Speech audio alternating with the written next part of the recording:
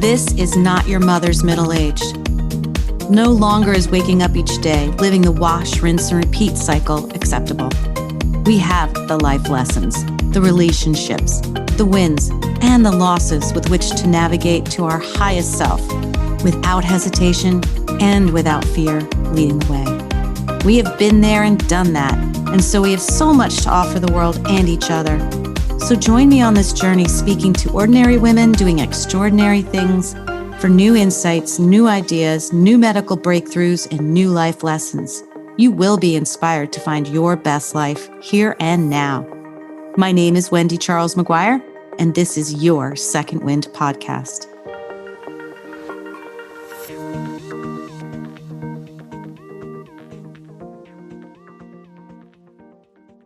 Hello, Second Wind. I would like you to meet Anita Yelton. This is a woman that was brought to me by a woman that I knew, Kenya Galloway, here in Georgia, and Anita is her sister-in-law. And Kenya is someone who's big into the doggy world and saving animals and has many, many animals like me. And she and I have always been at different fundraisers together and supported each other. And she's a very special person. And then she reached out to me on Facebook and said, I really think you should talk to my sister-in-law, Anita, and have her on Second Wind. She's been through a lot and she's doing a lot with it. I said, oh, well, that's my kind of woman. So at 73, Anita started a blog and a Zoom call that we're going to talk about and why she started it. And, maybe get your Kleenex ready, your tissues. It's a very heartfelt story. And then she also started a new career during the pandemic, which in 2020, we had the COVID-19 pandemic, and that's only a year and a half from when we're actually recording this later or earlier. And she does this business with her daughter and her granddaughter. So you've got 3 generations of women working in their specialties together. And that's a whole nother story. So Anita, welcome to Second Wind, the podcast. Thank you, Wendy. It's great to be with you. I'm glad we had time to do this. Finally, we had our initial, hey, hi, you want to talk? Back, and I found the notes in June of 2021. Yeah. And then it's taken now it's September. So it took, between you and me, we're both like, okay, eventually we're going to get to this. And then we got to it. So, and then the camera didn't work for a minute, but thank goodness I'm at my daughter's apartment and she fixed it. It was on my end. Crazy. But I digress. Let's go in because here we go. Let's go into the story. That moment, that thing, your second wind breath. What did that look like for you?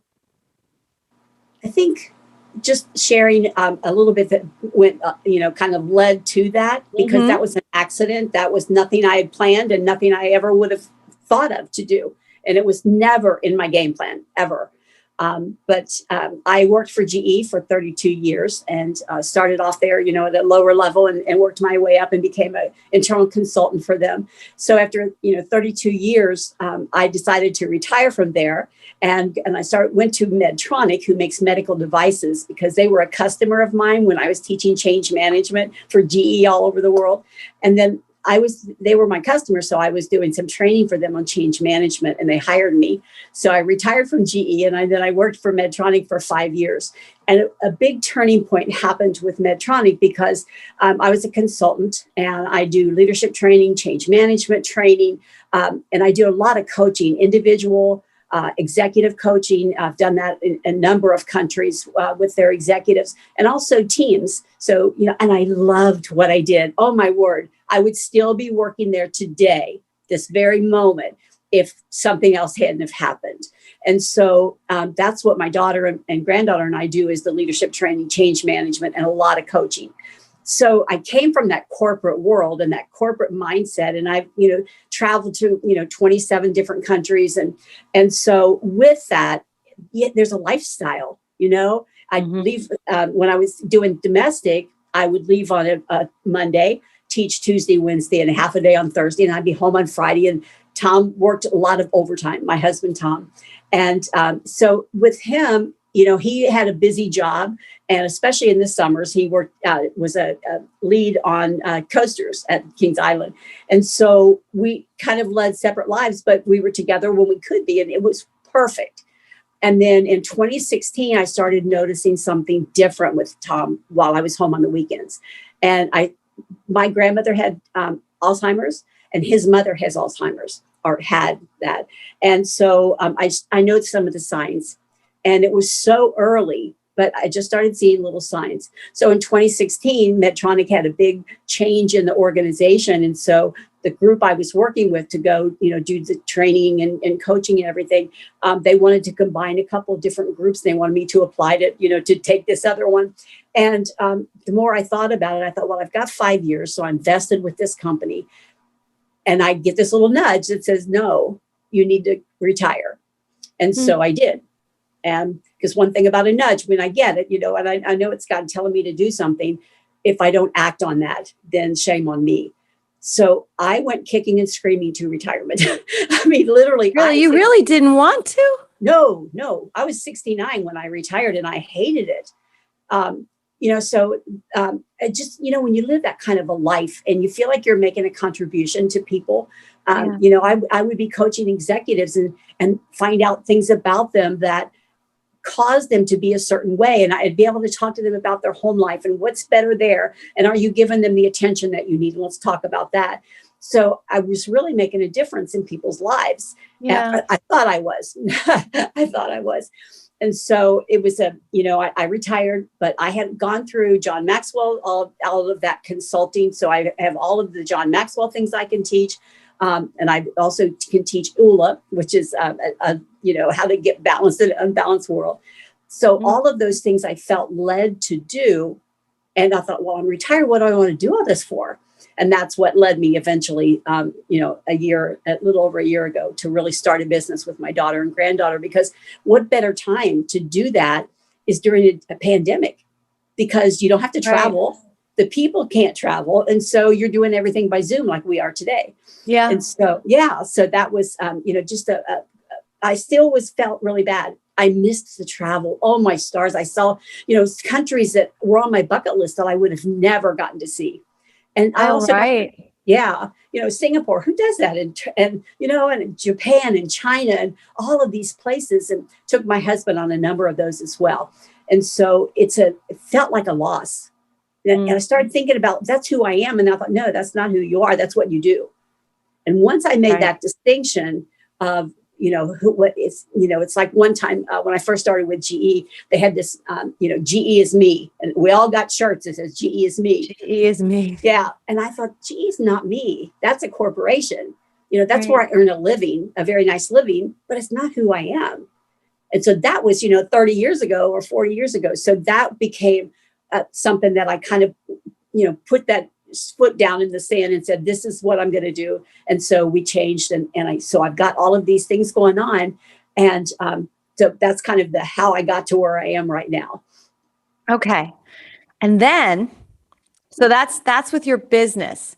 And then there was a major turning point for you. Yes. And so let's talk about that a little bit. So you said in 2016, you noticed some signs when you would be home on the weekends with Tom, your husband. What were you seeing that made you think that, I probably need to retire and pay attention? Well, I thought it was Alzheimer's, and I thought I didn't see my grandmother's, the beginning of hers, because, they live 35 miles away. And I kept thinking, what was her early signs? What did I notice? And same with his mother. And so it got to where he would, forget what he was doing, or he'd ask me something over and over. And so I never said anything to him in the very beginning. You just, well, is this just me? Because I'm seeing him every day now instead of traveling, Right. And so you said on the weekends, he would tell you the same story kind of multiple times. Yes. And so, so I just sat back and watched for a while, and I waited. And what I found was he was the one who brought it up. He said, I don't know what's wrong with me. I can't remember anything. And I said, well, why don't we go have it checked and see if there's, something going on with your health that we can take care of.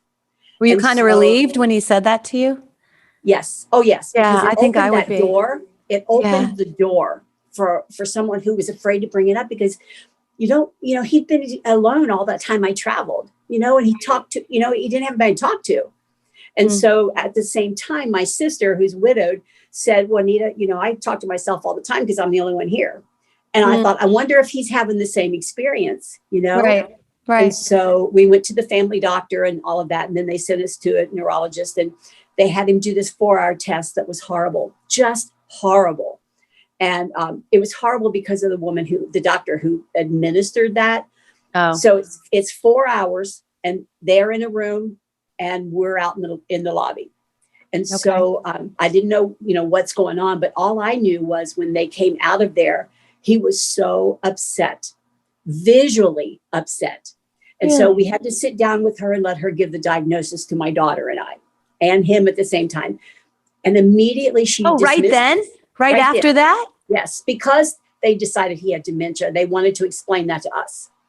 But the worst part was she then talked to us like he wasn't there.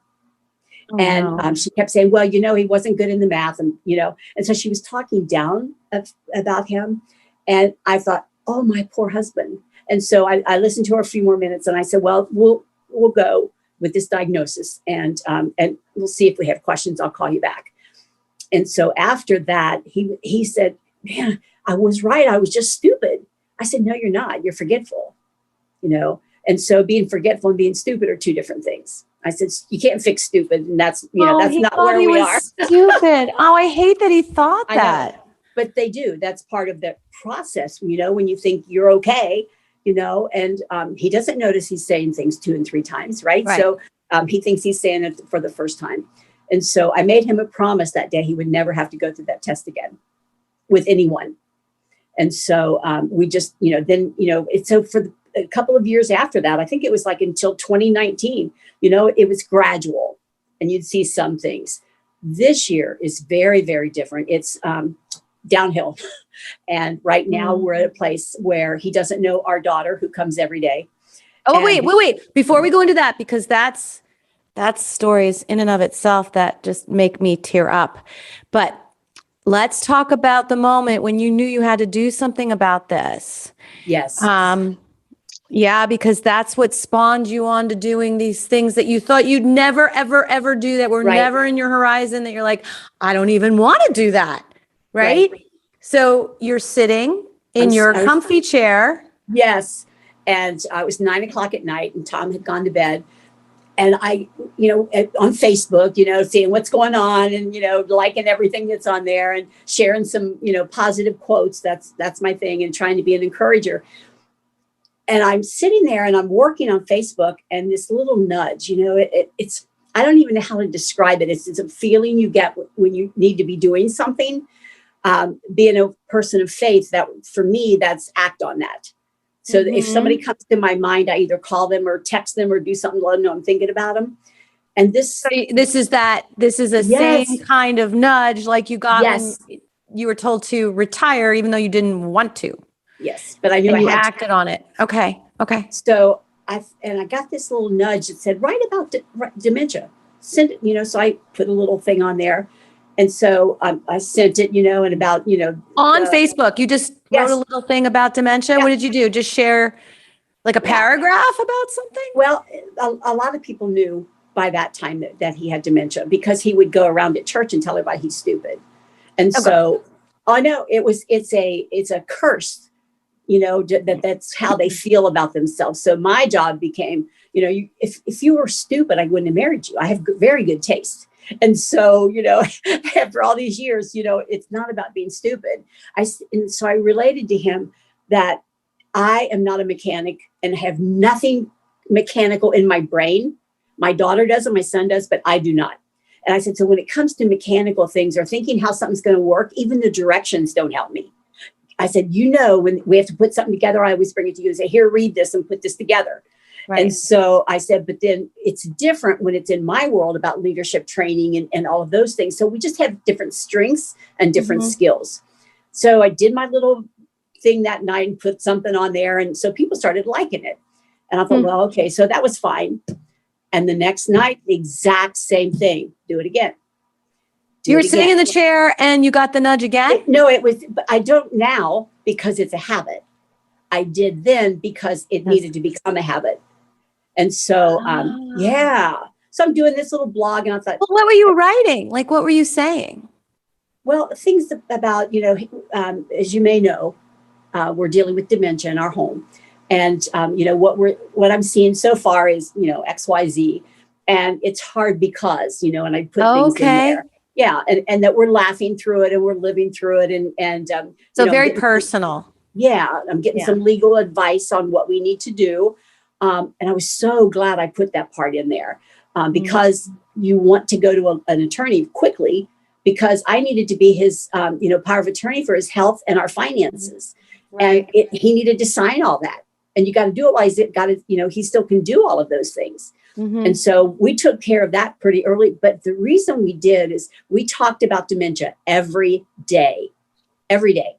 Now, people I also know who are going through these similar things, they don't talk to them about it because it's like, if we don't talk about it, it's not happening.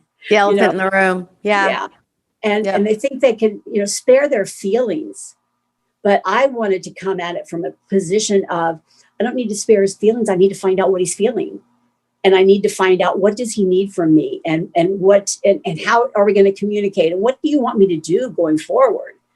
And so the things kept coming each evening and I could not go to bed any time that first week without having put something on Facebook. So things just kept popping up in your head, and you were like, I have to go write this. Yes. And the funny thing is so many times, Wendy, I'll sit down. Now tonight, it will be 374 days. I've been doing this. 374 days. So you haven't missed a day? No, not one day. Even when I was in the hospital with my asthma for 6 days and we didn't know if I was coming out, I still did it. They were shorter, but I couldn't rest even in the hospital until I put that on there about the struggle. Even talking about the struggle being away from him. And I'm the one he knows, he relies on me and I'm his caregiver. So, and I'm not a writer, never have been. I'm a talker, as you can see, but I had a couple articles published that I wrote, not long ones, but in the business world on change management. But this was a whole different thing. Right. And I thought, where am I going to get the material? And what am I going to say? Well, this is emotional material. This isn't this isn't a fundamental follow these steps, follow these rules. Yes. This is all like here in your solar plexus down here. Exactly. It's like coming from you. But like yesterday, for example, I had a dental appointment. And so my daughter comes with me because I can't leave Tom at home. And if I leave him home with her, he still likes her. He thinks she's very nice. But it's getting him out of the house too. So he doesn't become homebound before he needs to be. So we all three went. And, I watch what he's doing. I watch what he's saying. So all the way to the dentist's office and back, the clouds were amazing. It was such a cloudy day and you could see the sun through them. So some of them were white and some of them were darker. And he kept saying, look at that. Just look at that. Now, I don't know, as advanced as he is in the dementia, is he seeing something? Is he seeing an angel? Is he seeing just clouds? But he's so animated. Just look at that. Just look at that. And so to check it out, I said, did you ever do this as a kid where you would just lay in the grass outside on a day like today and you say, ooh, that looks like a dog. And this looks like that. And he said, I don't know. But I thought he may be doing that now. Okay. But there are times where he tells me he sees, did you see that guy in a non-cloudy day? So I just watched that and some other things that were in the day. And then we had church last night and this man does not talk. He's lost his ability to carry on a conversation. And so we went to church, but we get into church and he's animated. He is amen. He's raising his hand. He sings the old songs that we grew up on as kids, the old gospel singing. And it's like, that is his safe place. And so we go Sunday morning, Sunday night, and Wednesday night, just so that he is where he wants to be. And so then I come home and I sit down, and I'm not kidding you, I have nothing written. I literally open that up and I put Dementia Diaries, ... a caregiver's journey. And I put what day it is and my name. And like yesterday was Follow the Clouds, or Head in the Clouds.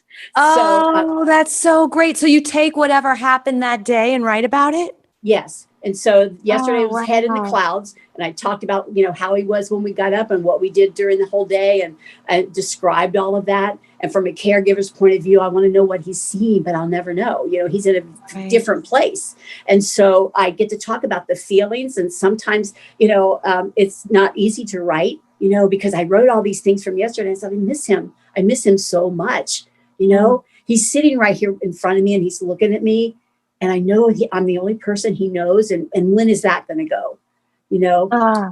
Yeah. So I think one of the easiest things for me that made all this happen, our son was a prodigal, drinking and drugs and all this stuff.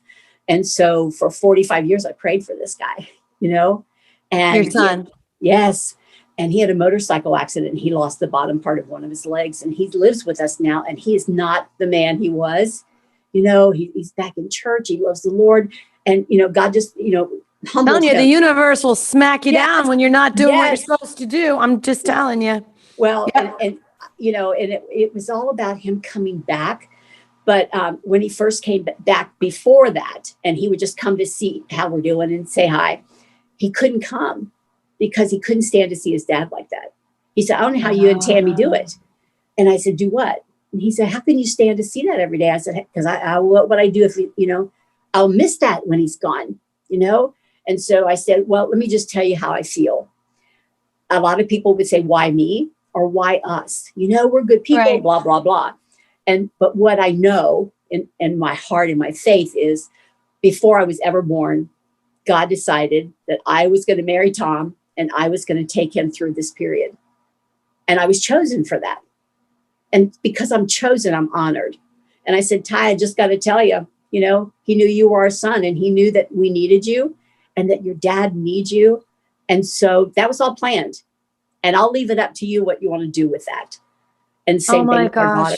Yeah. That's a really good segue. I want to take this opportunity. Since you're going back to, this was a sort of preordained and probably for all of us. I love how you said that. It's so, gosh, it makes your head just kind of go. But tell us about how you met Tom. How did this come together? And then how'd you get married? Because I feel like you told me when he was saying, yeah, we should get married, you would laugh in his face. Well, I wasn't laughing in his face. I was writing to him. We met on a blind date, and he lived in Atlanta. How many years ago was this, Anita? In December, it'll be 54. Oh my gosh. Yeah. Okay. Yes. Okay. So he lived in Northern Kentucky. His family did, and he was up visiting. And so they wanted to know if I'd go on a blind date, come and go with us. Well, my sister was dating his cousin who lived there. Okay. And so he said, well, why don't we see if we can get your sister, her sister to come go with us when we're going to Coney Island for the day, and he'll have somebody to be with. And so they asked me, and I thought, well, I'll do my bit for the country. He's in the military. I'll sacrifice for my country, And so I went on a blind date with him, and we went to Coney Island and in Cincinnati. And the interesting thing was, we laughed our heads off. And he was in the military, had his uniform on. And so he would walk to the crowd because it was very crowded. It was a holiday weekend. And he'd go, excuse the lady with the baby, excuse the lady with the baby. And I'm like, hello, he said, they don't know us. And I said, okay. So we had a great time. And he left a couple days later to go to Vietnam. And my sister and his cousin broke up, but we didn't. So he started writing me from Vietnam, and he was writing me every day. After one date. One date. What can I say? To know me is to love me. I wish. But I would read his letters. My grandparents lived next door to us, and I'd go up every day and read his letter and laugh about it to them. I said, this guy's nuts. He thinks we're getting married. And, and they'd say, oh, that's crazy. I said, I know, but I can't stop writing, because what if he dies over there and I should have written? Oh, serving your country again, taking one for the team. Exactly. And so every day I'd read those. And then when he left Vietnam and came home, he went back to Atlanta where his family was. And he called me and said, I want to come up and see you. And I was thinking about having you come down and meet my family. I said, well, that's an interesting thought.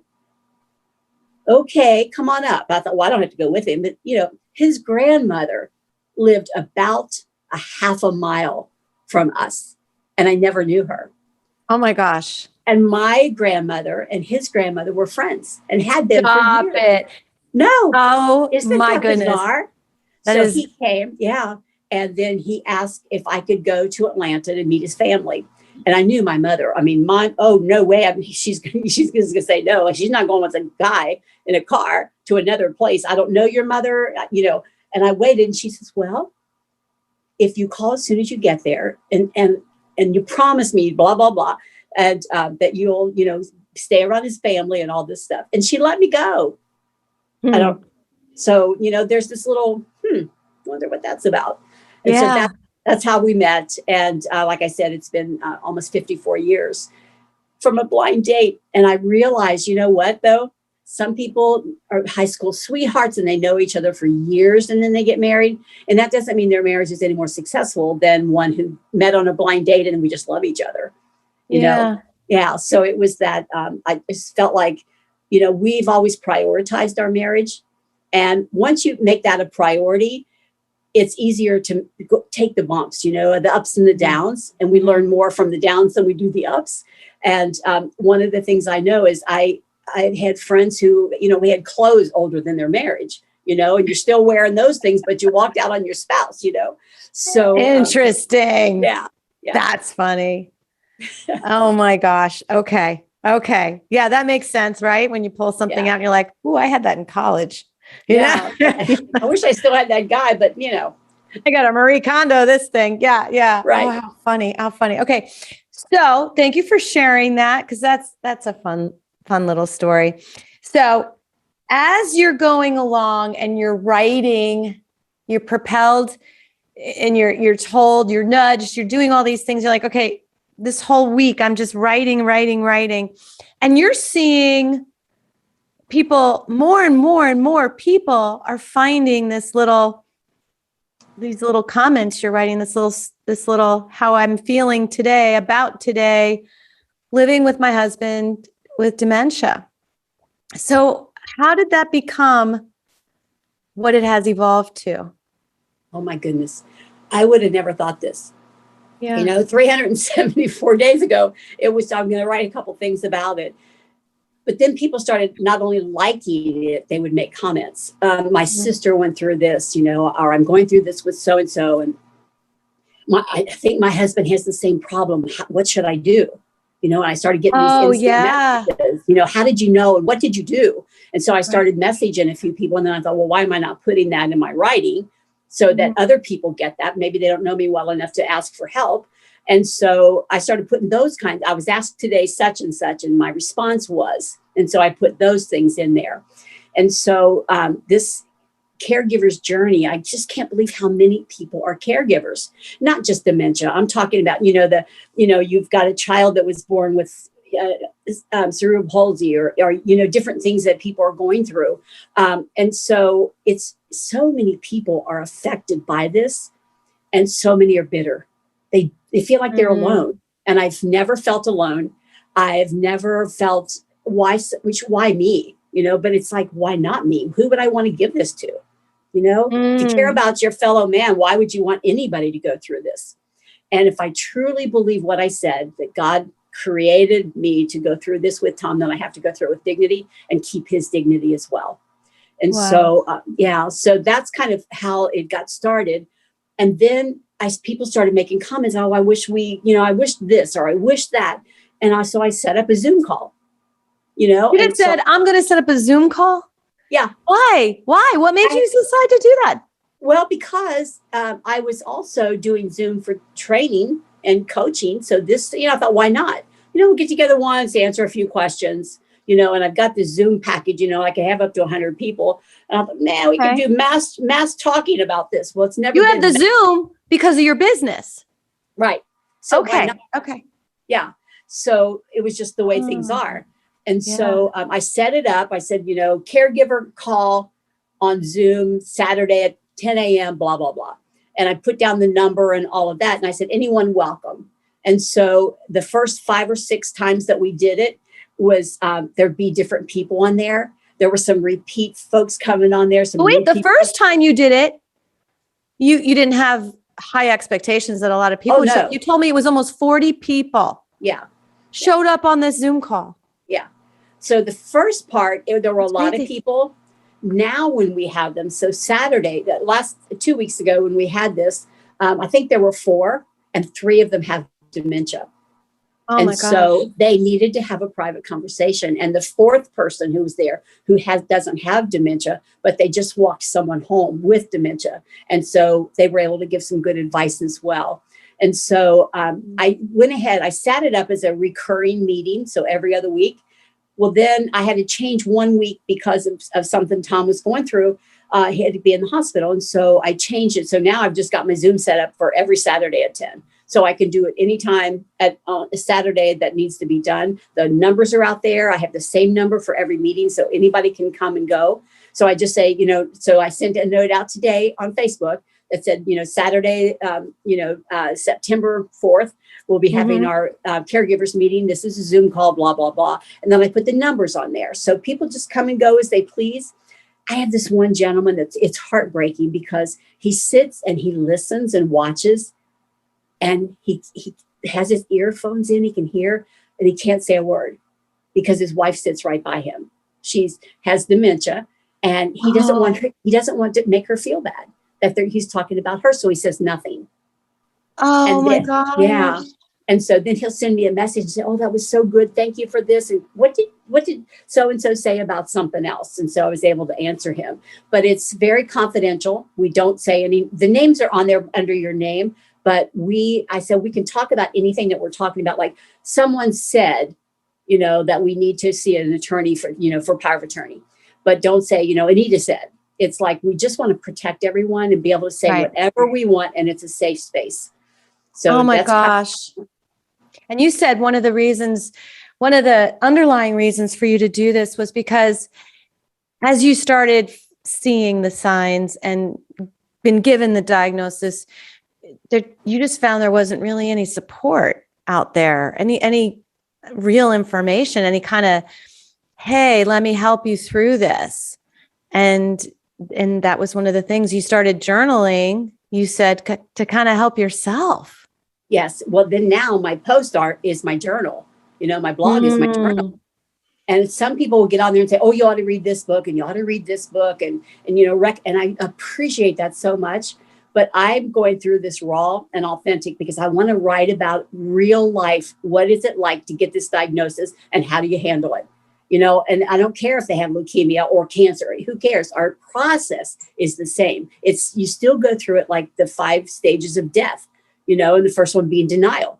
And so that's a big one, and anger and all of those things until you get to acceptance. But that's, one of the things that was so important to me is that I just want it to be how it really is, because I didn't feel like I could help anyone if I read somebody else's post or a different book and I'm giving that person's advice. Well, that may not work. And so I'm speaking only from experience. This is what I'm experiencing. I don't know what's going on with you. And it's coming from your heart, Anita. Yeah, it is. And that means so much. Yeah. And it's like, this sounds really selfish, but it's like we're not wasting this dementia. Isn't that crazy? No, that's not crazy at all. No. That's not. It's really important. And as we live longer and the medical professions there, people are living longer and more people are getting diagnosed with this every day. And, we need the real approach. And I love what you said earlier about how you can just ignore that it's there. And, I said, well, that's like the elephant in the room that nobody's looking at. And, I think that's really important. And I've learned now when my father was dying of cancer and I was there for the last 2 years, we knew he was dying, but we never, ever. Your heart's not ready. Talked about it or allowed that to be part of the conversation. Like, hey, Dad, when you die, how would you like this? And now I wish we had not, and books I've read since and listened to have said, people want to talk about it. It's lonely for them too. Yes, absolutely. And I feel like I did my father this big disservice, but at the same time, I didn't know any better, but still. Well, but you know what? We all go through grief and regrets and all of these different things. I was with my mother when she died. And, she died of a very rare disease, and she wasn't supposed to die, but she did. And I was with my grandmother when she died. And when I was in the room with my mother, my daughter was in there, and my one brother came in. My sister and other brothers, everybody was out in the hall. They couldn't come in. It was too painful. But you know what? We all experience it differently, right? Yeah. I had to be in that room, and they couldn't come in. But I felt like we were all where God wanted us to be. And it was okay. Wherever we were was where we were. So I would say to you, don't ever have regrets about that. You did with what you knew at the time. Yeah. I love how you're very, for lack of a better word, forgiving. You're saying it in a very good way. One thing I want to share, if you don't mind, is, where you started with this, with the dementia, what, like a couple of the first signs, and then bring us to those two stories that made me weepy with your daughter and your son. And then where you're at today, because you said it's changed since we spoke last. Yes. In just a couple of months. Mm-hmm. Are you good with that? Yes. Okay. Sure. All right. It was hard for my son and daughter with the first 5 or 6 times, or first couple of weeks, when he'd go, hi, with this, this look of, hi, no recognition, Was this fairly quickly after the diagnosis? Oh, no. That was he was diagnosed in 2016, and he just has not known them mostly this year and last fall. It started last fall. So about a year. For the last, say, 4 years, it was just like stories and repeating and forgetfulness. Yes. And things that we wouldn't bring up, like we would never bring up where he worked. We would never bring up Vietnam, because he remembered those, and he would talk hours and hours and hours. Yet again, same thing every time. Okay. Every day was about these. So you guys were learning how to navigate it for your own sanity. Exactly. How to kind of manipulate the conversation. Yeah. Okay. Yeah. And so the first person he didn't remember was our son, who had the motorcycle accident and lost part of his leg, and he's living in our basement. He's got a room down there and everything. It's quite nice. And so he came upstairs one day, and Tom goes, "Who is that? Why is he in our house?" I said, "That's our son." And I always said, "That's our son, Ty." And he said, "Okay." No recognition. And so this went on, and he started saying, "That guy that lives under the floor, what's his name?" And so that's who he became. He became the guy under the floor. And now he's that nice guy that lives here, So it was as hard as it was to watch him not know his children.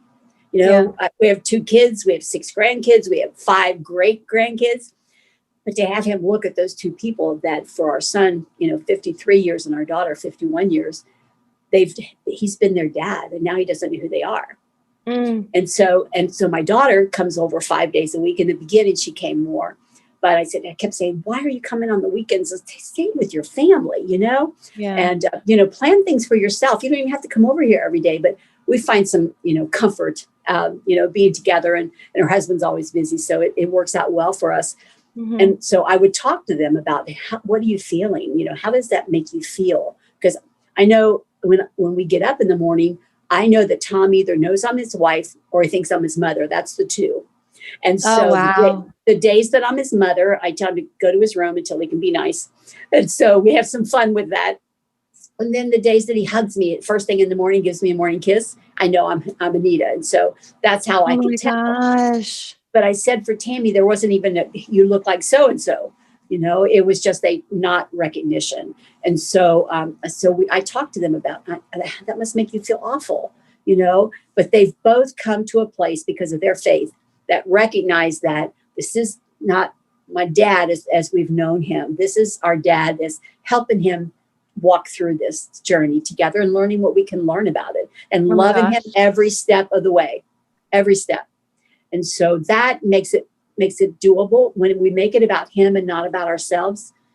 And please don't anybody misunderstand. It was not easy to do that. And it didn't come overnight. It was months in the making because you still have to have all those feelings, you still have the love and the loss, and the loss is taking over, but now, I always say, this is Tammy, our daughter. That's why I had to say yesterday when we went to the dentist, oh, Tammy's going with us, our daughter, Tam. And okay. But the interesting thing was for Tammy yesterday is they're sitting in the lobby of the dental office. And so she didn't want to stay in the car with him. Just let's get him out. And he's sitting in this chair next to her and I'm next to him. And when they called me back, I said, I'll be back in a few minutes. He said, okay. And he put his head down like he was alone. And so he'd look up every now and then and Tammy would be looking at him and he'd hurry and turn his head. Oh my Because, gosh. it was like he hesitated to make eye contact with, I don't know her. Stranger. Now at home, it's different, because he knows he likes her, and in that home setting, it made sense. But now he's sitting in a chair, someplace he doesn't know where he is. So I don't know that person either. And He probably feels vulnerable in that setting more so than at home, you think? Oh, absolutely. And I don't know if there's any fear that goes along with that. He didn't try to get up and go out, he didn't wander like he does at home. He goes from room to room to room, but that's starting to slow down too. He sits more and more. And so I'll go sit by him and I'll hold his hand while we're watching a TV program or something, because when I hold his hand, whether we're in church or anywhere, like we got out of the car just yesterday and I hold his hand going into church, it's that confidence of, okay, we got this, on his part. And so I always want him to feel safe and secure no matter where we are. And so I have to be intentional, and our kids are as well. Yeah. Oh, it's so brave. It's so brave. I got a little teary there. I can't lie. And I hate to use this because I'm sure it's been said before. It's kind of like if he's sitting in the chair, it's not the person that you fell in love with, the soul of the person that you fell in love with. And it's almost like a shell, right? Like, how do you feel about that? Like, where do you think the soul of Tom is? I think that Tom's soul I know where his soul is, it's in his faith. I see that every Sunday and Wednesday when he's a different person. When he walks in, he smiles at people. He doesn't know who they are. But I'll go, hi, how you doing? And good to see you. And so it looks like there's not a lot going on with him. But he's, they learn to fake it very well by just saying, hi, how are you? Whoever you are, how are you? But, so that's his soul, and his core is still the same. I know he's in there.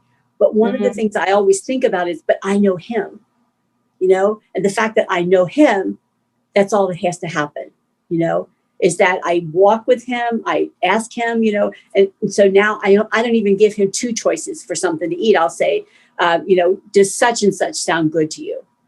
Oh yeah, that sounds good, because he can't choose between two things. And He can't. And so just learning that, these little tricks, the little tiny small things become the big things, because there's nothing else big anymore. It's all little tiny nuggets that you get every day. And so it's how's that nugget going to help him tomorrow? If I remember this tomorrow, it's going to make his tomorrow better. And so, and I don't want anyone to think that how wonderful I am. That's not it. I feel blessed and honored to be able to do this. And I have the same concern for other caregivers, because I've got people on that call that are living with a spouse or a loved one that doesn't want them there. Imagine that. I wish your brother was here instead of you. And it breaks my heart, because they can't get what I'm getting. And that's a smile.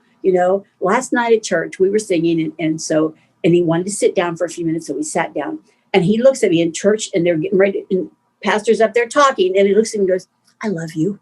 And he kissed me right in church.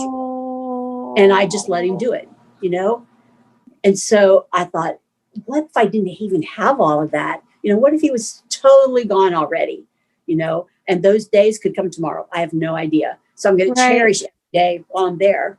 Yeah. There's not really a guide of what to expect, is there? Is everybody different who has dementia? I don't know. You don't know? do know. I don't know because I don't know their story. I know what's for us, but having those other folks in the caregiver call, to questions that they ask and the pain that they're going through, I don't know if it's a lack of faith, or heartache that they've had, or the blame that they'll often get from a brother or a sister or a child. There's caregivers on there that their son and daughters will fight over who's going to be the one to help mom.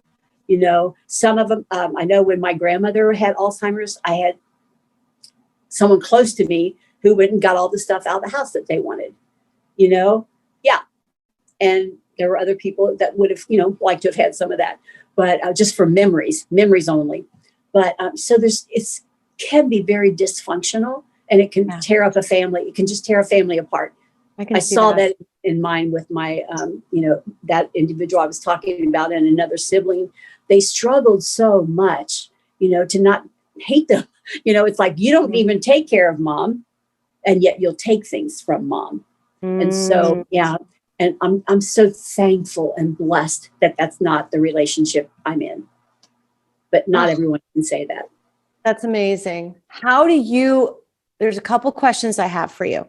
Okay. One is because you have this business now too, how do you go from full time? I mean, besides your son helping you out and like maybe taking your husband outside and just, hanging out with him, how do you switch gears and now, be this coach for people and empower them? Because it's called Fundamentally You is your business, and it does quite well. How do you do that? Well, it's interesting. I set up our dining room, looks like a conference room in a business. We have everything set up there, the computers, everything is there, and he's on the other side on the couch. And so he likes Blue Bloods and Chicago PD. So I tape I've got him on instant taping, for the DVR, so I can just run things for him. But he's gotten to where he enjoys the music more. So I turn on, Alexa, play Christian music, and it comes on. And the older the song, the more he sings. And like at church, I sing it in his ear because he has trouble hearing as well. And I'll sing the words and he'll sing with me. And it's the same. So we'll all be singing in the house, those songs and things. But right on the other side we have an enclosed deck. And so we'll go out there, and we've got fans out there. I'll put my radio up, Alexa is louder, and so he can hear it there. And he'll come and sit out there while I'm just doing a lot of writing and things like that. And I'm surprised he didn't come in here, because a lot of times he will. I don't have an answer for that. Oh, Alexa's talking to you now. Oh, go to sleep, Alexa. But he came in on one of my calls, and I said, "Hey, honey," wave to, whoever it was. And so he waved and went on, So, oh, man. Yeah. So if he pops up, he pops up. But I said I'm not a writer, and I'm not a writer. I want everybody to know that. But I've started a book. You started a book? Wait a minute. You just said you're not a writer. I'm not a writer. What's the book? I've been writing for 274 days, 374 days. So, And so I thought, you know what? I need that condensed. I have 373 pages. It's a wide folder. I print it every day. The latest one go in the back. Oh, wow. So I'm going through those, and I'm going through things that I've learned, like one-liners, and so I just want to bring out, like, there was usually a tip in something every issue. And so, or every day. And so I'm trying to, would I do that? It's just a small thing that I could just send to people, that if they don't know what to do and they don't have a support group, join our caregivers, but still there's things you got to know and you got to do. So I have no idea what this is going to be, if it's going to be anything other than me sitting and taking my time. But anyway, I've started that. I know. I feel it. Your book is going to be instrumental to so many people. Huge serving for other people. Yeah. I can see it. Like each chapter would be like that lesson. And then you put your journal entry in there, right? And then, at the end of the book, you could have all the things to do, checklists. Yes. I mean, you like that idea? Checklist. So I like write that down. You may take that. Thank you, dear. You're I'll so give welcome. you credit. I feel it though. I feel it. I see it. I know that you need to do that. I just know you do. And you're getting nudged again, aren't you, to do this? Oh, yeah. Yeah. Somebody has big plans, and it's not about me. It's about the information, which is the most important thing. Well, it's about serving others. Yeah. And that's what you do. And that's what you're doing every day. Tell me this, Anita. Inquiring minds want to know, because you really are a pillar of a person. You are holding up so much, and in business with the 3 generations of women, taking care of your son and your husband, and this whole business. Everything that you do. How do you, there's got to be days when you're just like, I don't want to do this. I just give me the covers and pull them over your head. How do you know what I mean? All of us go through, it's the yin and yang of life. How do you stay you and positive and blessed? How do you manage to stay blessed every day? I have to pray every day. Okay. I go to bed, I pray before I go to sleep and when I get up. But as the day wears on, if weird things start happening, he's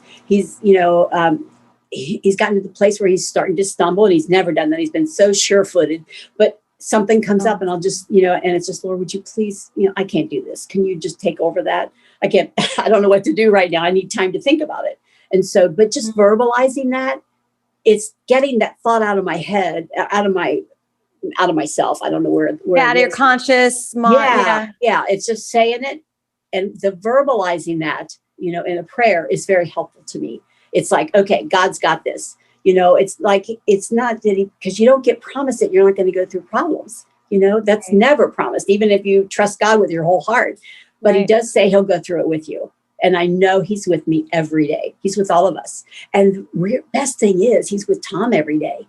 And to those times where he points and look at that guy, there's 3 of them, and he's pointing to trees, and there are times where I think, oh Lord, what is he seeing? What is that? Is it his mom or his dad or an angel, or, is he seeing you and getting a glimpse of you? I just don't know. Wow. That's a great way to look at that. Yeah. And like I said, keep going. No, I was just going to say, it's still, again, it's a process, this didn't come easy. And so every day, just writing about it, the journaling, and I'm going to do an authentic journaling Zoom call and invite people to get on there and do that, because the writing about it is the best thing. It's like, I got it out, you're getting it out of your head and onto paper. And I just think if more people journaled for no other reason, not to put on Facebook, I would have never done that if I hadn't been told to, but just getting those thoughts out and giving them a place where they can reside, that, that you can just let go of them. Yeah. Yeah. It makes perfect sense. It's so important to take it and dump it over here. And it doesn't mean it went away. Nope. All that stuff's still there. Yeah. You just don't have to harbor it. Yes. And I love we that. harden our hearts so easy. That's the thing where we could get bitter so easily. My kids could not want to come here because I'm so mean. If you think about that, they don't have any obligation to come here and be with him, other than they love him. And so if I were a different person, then Tom would be treated differently.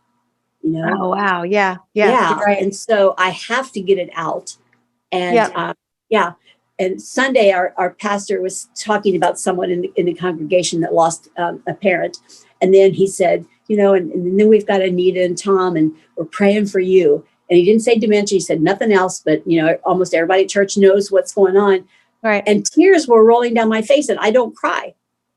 God has just allowed me not to be weepy through this whole thing. I'm going to write that down, very structured. And But it just, and I thought, I wonder how much I'll be crying going forward. And so I'm going to wait till something's worth crying over, So I Wow. know it's going to come. There's nothing, but I don't want to rush it, you know? Oh, that's fair. Do you have a mantra or anything that you say every day? Can't think of anything except, Can't think of Lord, anything. mainly it's Lord, may your will be done and not mine, because who am I? I still am a person that needs grace and mercy every day. And I make mistakes. I'll lose my temper and I'll think, I just told you that. I'm like, I'm sorry, Lord, just forgive me. That was mean. And Tom deserves better. And so I apologize. He doesn't remember he didn't know what I'm talking about. When I say, I'm so sorry I said that, he'll go, okay. Like what? Oh, but he's unaware of what it was. Right. Yeah. But I still have to say it. It's just me. Right. I want him to know that, I never want to intentionally hurt his feelings. Well, and it clears that for you as well. Yeah. Oh my gosh. Anita, how do people, I definitely want to get on that journaling Okay. thing you're going to Top do. of you. Yeah. When you decide to do it, how do people get in touch with you? Anita Yelton you can get a hold of me on Facebook. My email, should I give that? Yeah. Anita Give it. It's Anita.Yelton, Yelton. Thank you. 7. The number 7. Yes. And then at gmail.com. gmail.com. And we'll put that in the show notes as well. Okay. And then 10 o'clock. And you live where? I forgot. Right outside of Cincinnati. So I'm in Eastern time. Uh-huh. Eastern time, 10 o'clock on Saturday mornings. Uh-huh. But you're doing it every Saturday morning now instead of bi-weekly? No, I have it ready to do it. And if somebody wants to just talk one-on-one, we'll do the opposite weeks. So, but I'm available. They can message me on Facebook if they need, any information at all. But one thing about the Facebook is I started, I put the notice up this morning. Tomorrow, I'll put another one. I'll just, update it to say tomorrow morning. And then on Saturday morning, an hour ahead of time, I'll say, don't forget our Zoom call, in 1 hour. And I put the numbers again. So it's a great way to get in touch, or they can just message me.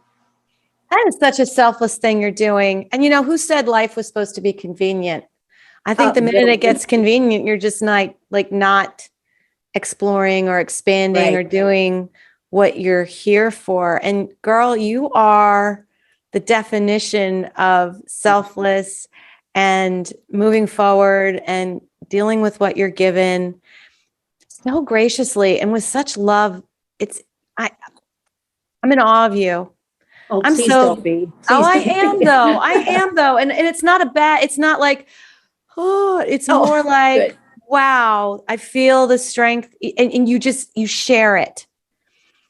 And that's so unselfish of you because, it takes time to tell people, it takes time to put these posts out and set things up. It just does. And you're doing it.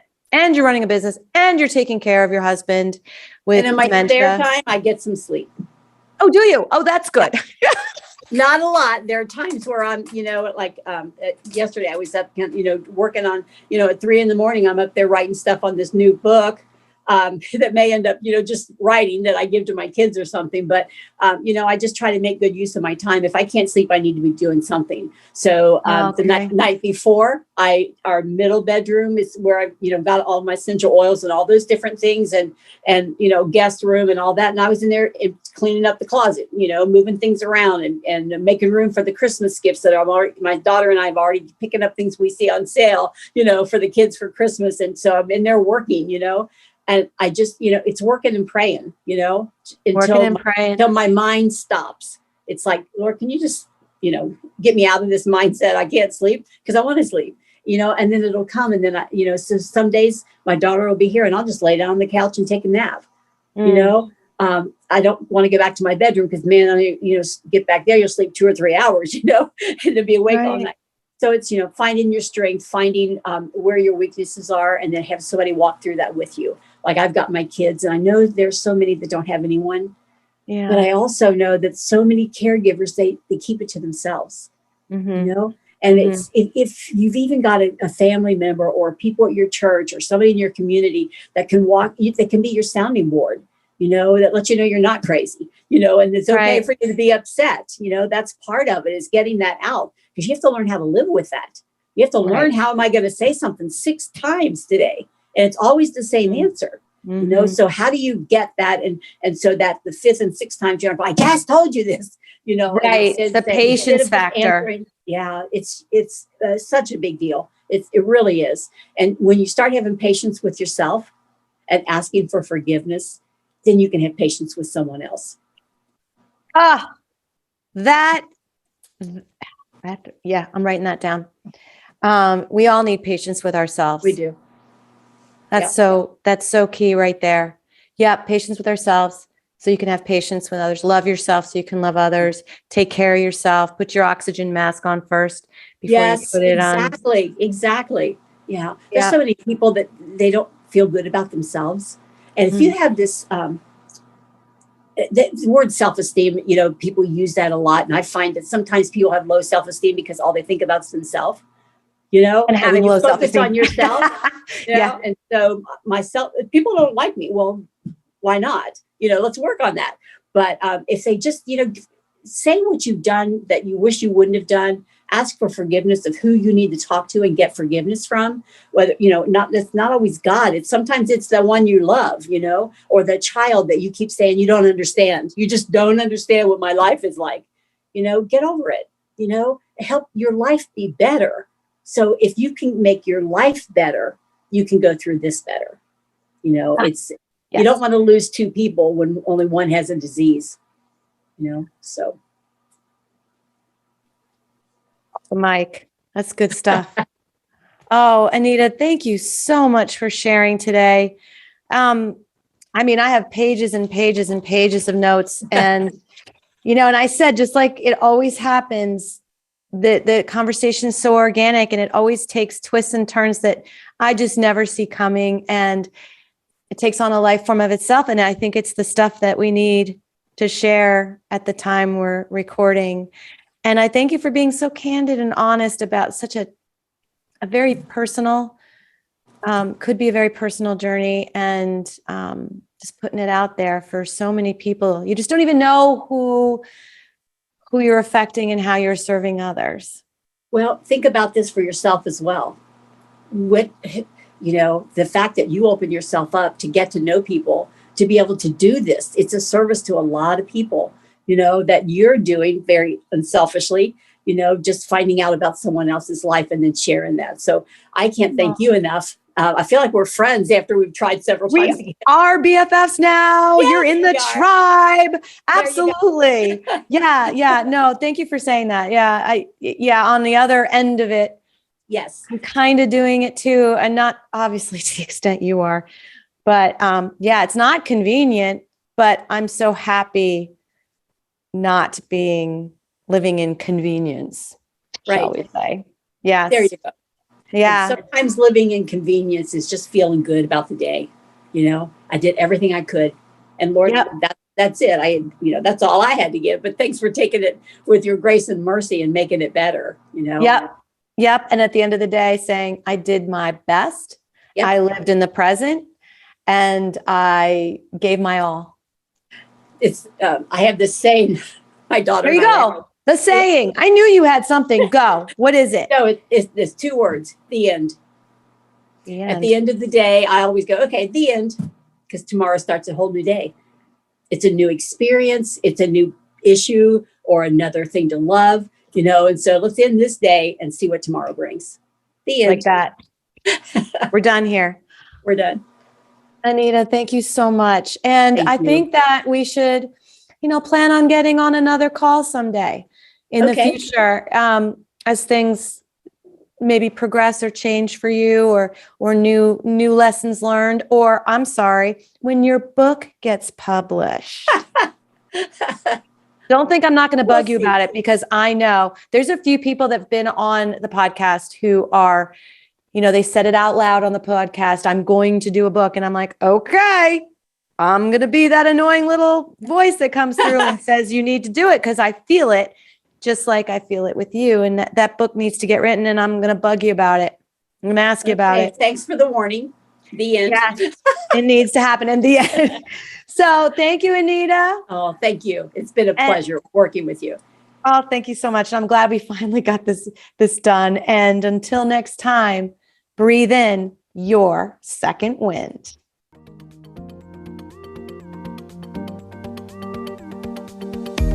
Thank you for listening today. I hope that something you heard made you smile, made you think, and made you feel. If these incredible stories empowered you, awakened you, or left you feeling inspired, make sure to share with a friend and write us a review on iTunes so we can continue to change lives through this content. Make sure you tag us while you're listening on our Facebook group, My Second Wind, or hit the link in the show notes to join the conversation. Until next time, go ahead and breathe in your second wind.